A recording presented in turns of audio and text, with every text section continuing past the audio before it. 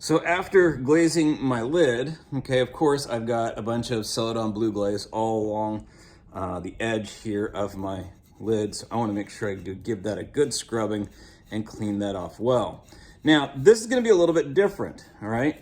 On the outside, I'm not so worried about just because it's only got one layer of glaze. It's got the layer of the Celadon blue, okay, which we knew was going to be there because that's what we put on the outside so that the whole thing can be blue. However, on the inside, and you can kind of see it where I've got the Celadon blue on top of the black, that's 2 layers of glaze. In other words, 2 coats. Any glaze that you put on too thick will run. Doesn't matter if normally the glaze doesn't run, say like a jet black doesn't run a lot, or the purple surprise doesn't run a lot. But if you put too much glaze on it, if you put an extra coat on there, it will.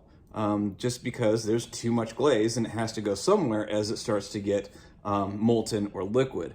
Now on the outside, as you can see, I've got my little barrier right there, okay? So that if there's any running, I should be okay there. Again, it's kind of a shot in the dark and you hope that it does that. However, you know, it doesn't always necessarily work out like that. Now for the inside, I'm gonna use a loop tool, okay?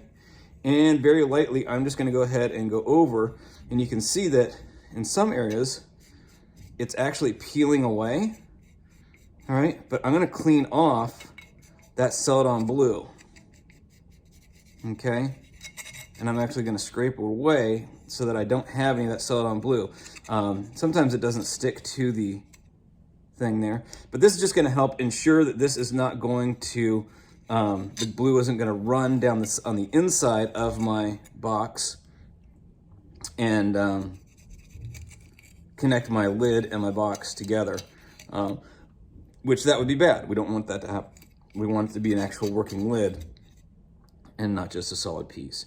Got one little spot over here, this little corner. I don't know if you can see that in the camera.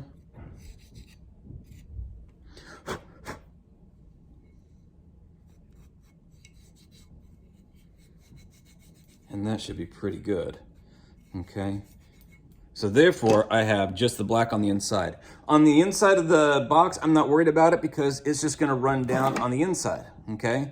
So if I've got like a little bit of blue glaze here, that's just gonna run on the inside and it's gonna puddle up down at the bottom if it does at all, but that should be good. So then my lid goes on just like so, okay? And that should come up pretty good. All right, notice that I've got that nice clean line. I got a couple little spots here. I think I'm gonna clean that off a little bit more just because I'm a little bit worried that it's gonna be a little bit too heavy there. So I'm gonna go ahead and make that line a little bit wider.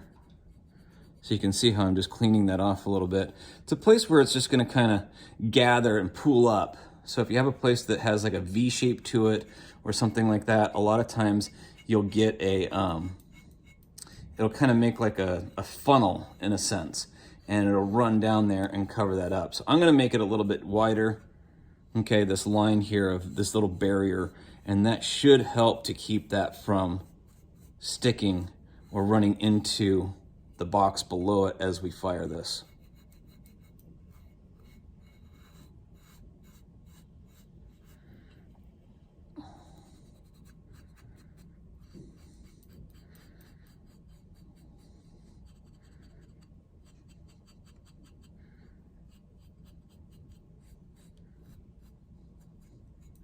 Okay, so there we go. So now when I put this on here, you can actually see that line that goes all the way around it. The glaze, as it melts, the Celadon blue glaze, as it melts, it should run into that and then slow down, okay?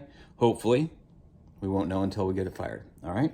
So this is ready to be fired. This goes out into the kiln room, and after it gets fired, I'll show you the results.